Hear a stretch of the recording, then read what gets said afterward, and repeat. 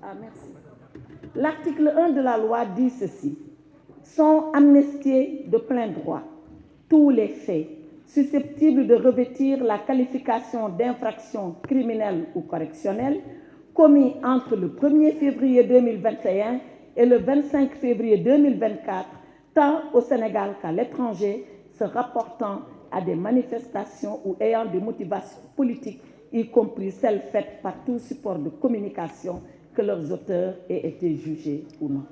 Voilà l'article 1er de la loi qui fixe le champ d'intervention de la loi d'amnistie, le champ de la temporalité entre 1er février 2021 et 25 février 2024 et le champ des infractions commises, qu'elles soient criminelles ou délictuelles, pendant le temps des manifestations. Et vous dites, est-ce que les crimes de sang sont là-dedans? Toutes les infractions criminelles, délictuelles sont comprises dans le champ d'intervention de l'article 1er de la loi. C'est clair, c'est net, c'est du français, c'est même pas du droit. On peut lire et comprendre. Alors, je reviens à ce que je disais tout à l'heure sur encore les questions. Est-ce que cette amnistie, elle va porter sur les actes de torture? Beaucoup de députés sont revenus là-dessus. D'abord, moi, j'aimerais bien qu'on se comprenne. J'aimerais bien qu'on se comprenne. Dans cette loi d'amnistie, on a parlé de manifestations politiques, là, dans la loi d'amnistie. C'est ça que la loi vise. La torture, elle est interdite, elle est formellement interdite, elle est absolument interdite et punie au Sénégal. Absolument.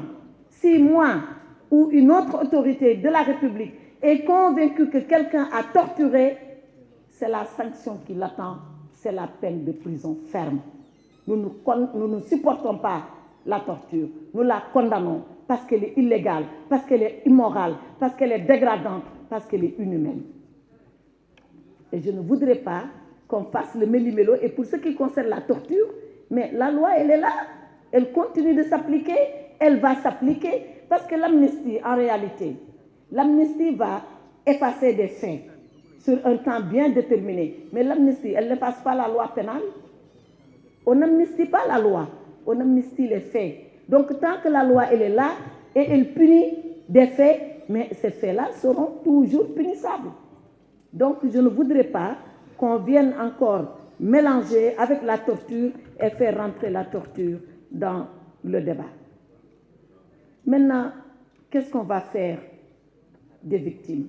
J'ai dit tout à l'heure comment nous tous, on a vécu cette situation, quelle a été notre peine profonde, absolument profonde, devant ce qui s'est passé, devant ces morts, devant cette violence, devant ces incendies, devant ces incinérations.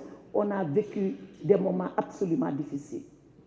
Et pour la première fois, depuis qu'on vote l'amnistie au Sénégal, ou en tout cas c'est une des rares fois, mais je pense que c'est la première fois, où le président de la République dit, si vous votez la loi d'amnistie, alors permettez-moi que par un mécanisme, je puisse assister les victimes.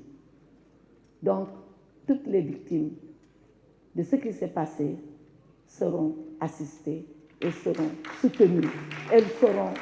L'État sera à leur côté. Voilà ce que je peux vous dire.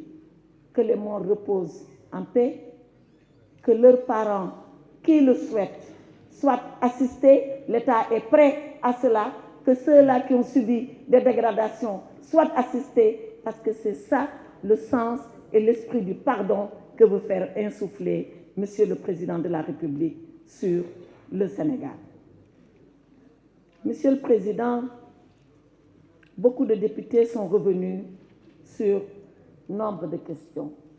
Et ils nous ont dit, mais pourquoi se fait-il que depuis 2021, que tout cela existe, on n'a pas dédommagé les victimes?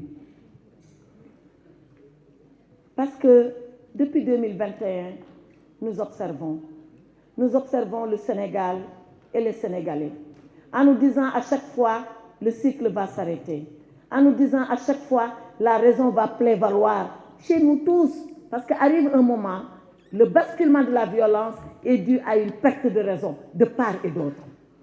Et on se dit, on va se reposer parce que nous sommes le Sénégal, on va se reposer parce que nous sommes des Sénégalais. Et quand on a vu que tout ça allait crescendo, on a dit c'est maintenant le moment de nous arrêter. De nous arrêter et de nous regarder en face, de nous arrêter et de faire notre propre examen de conscience. Monsieur le Président, il n'y a guère longtemps, tout près de nous, un grand monsieur s'est levé. Ce monsieur, il s'appelle Nelson Mandela. Nelson Mandela, en 1962, il entrait dans la prison, c'était son procès de Rivonia. Et il avait dit à ses juges et ses contempteurs, je vais aller en prison. Un jour, je serai libéré de la prison. Mais si le sort me destine à mourir dans la prison, je